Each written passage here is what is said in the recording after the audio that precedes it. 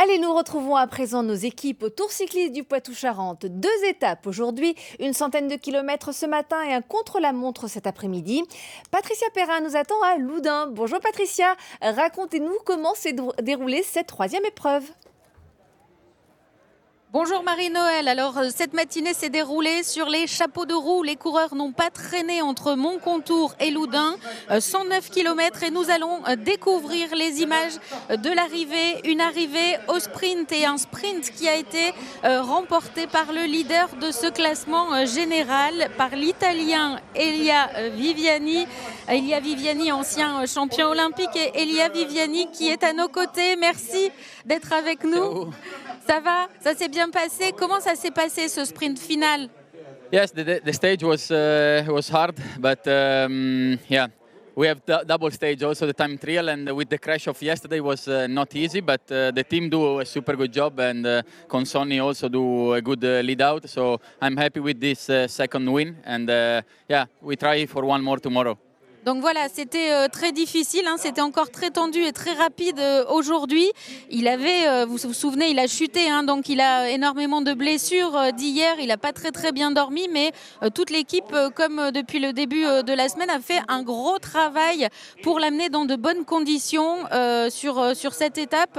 Paul, et on peut peut-être demander à Elia, alors en italien ou en anglais, je ne sais pas, s'il espère garder ce maillot ce soir après le contre-la-montre. Elia, do you think it's possible to win the general classification? Yeah, we see in the first 2 days a lot of time trialists lose a lot of time. So now I have bonus second, and 23K, to be honest, is long for a sprinter. For me, I'm not really a specialist for this, but looking last year, then Demar win the GC. So I do the time trial full gas, and I do everything to defend my jersey for sure.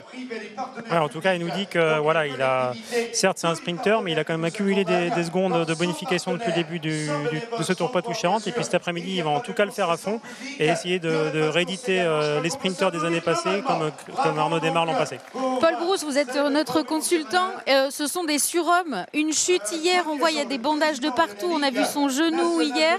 Et malgré tout, ils sont là, ils gagnent et ils vont se battre jusqu'à la fin. Ouais, incroyable déjà hier d'arriver à faire deuxième après cette grosse chute. C'est comme vous dites, Patricia, c'est des surhommes. Et puis ce matin, réédité. En tout cas, c'est surtout des grands champions. Puis Elia Viviani, on le connaît très bien. C'est un coureur de classe mondiale, ancien champion olympique. Il revient de Tokyo avec une médaille de bronze. Voilà, c'est un très grand coureur. Voilà, merci beaucoup. Merci Elia d'être venu nous voir avant le protocole. On va vous libérer. Et nous allons accueillir Paul, on vous retrouve tout à l'heure dans quelques instants. Nous allons accueillir Malvina. Voilà, bonjour Malvina, vous avez suivi pour nous cette étape de ce matin. Alors on l'a vu, il y a le sprint avec Elia Viviani et il y a surtout une grande course d'Alexis Goujard qui franchement nous a épatés. Oui, c'est ça, cette demi-étape au départ de Montcontour. Elle a très vite démarré avec une échappée. Après 40 minutes de course, effectivement, vous l'avez dit, c'est Alexis Goujard qui part seul en tête. Le coureur d'AG2R Citroën était un des favoris du Tour Poitou-Charentes avant qu'il soit pris dans des chutes mardi, retardé, plus de général pour lui possible. Et très rapidement, ce Français, il a été rattrapé par 2 coureurs italiens, Simone Ravanelli et Samuele Zoccarato. Au 35e kilomètre, ils sont donc 3 à mener la danse avec 1 minute 55 d'avance sur le peloton. Cet écart justement entre l'échappée et le peloton, il oscille autour d'1 minute 30, presque une bonne partie de la course.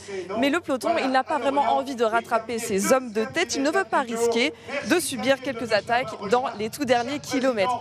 Alors ensuite, ces 3 hommes de tête, ils font vraiment tout pour le rester. Et effectivement, c'est Alexis Goujard qui fait les plus gros relais. Vous le voyez dans ces images, le numéro 12, il emporte vraiment le trio. À 30 km de l'arrivée, le peloton s'étire, mais ils reprennent du temps sur l'échappée à moins d'1 minute d'écart. Au premier passage de l'arrivée, le coureur Zoccarato se fait distancer. Alexis Goujard passe la ligne en tête et Ravanelli est dans sa roue, plus que 55 secondes d'écart. À 7 km de l'arrivée, c'est la fin pour l'échappée. La chanson se fait, le peloton lui se scinde et au bout de 109 km de course, eh bien l'arrivée, nous allons bientôt le voir, se joue au sprint. Ils ont vraiment bataillé ces coureurs et on l'a vu, c'est Elia Viviani qui s'impose encore une fois et qui garde sa première place au général. Merci beaucoup Malvina, c'était parfait. Donc on l'a entendu cet après-midi, il y a aussi ce contre-la-montre. Nous allons découvrir tout de suite le tracé, on en parle après avec Paul Brousse. 23 km 500 pour départager les meilleurs rouleurs du Tour Poitou-Charentes. C'est la distance du contre-la-montre dessinée entre Mont-sur-Gaine et Loudun. Les coureurs traverseront Mollet et la Roche-Rigaud avant de finir leur effort solitaire place de la Porte Saint-Nicolas. Le vainqueur sera connu vers 18h.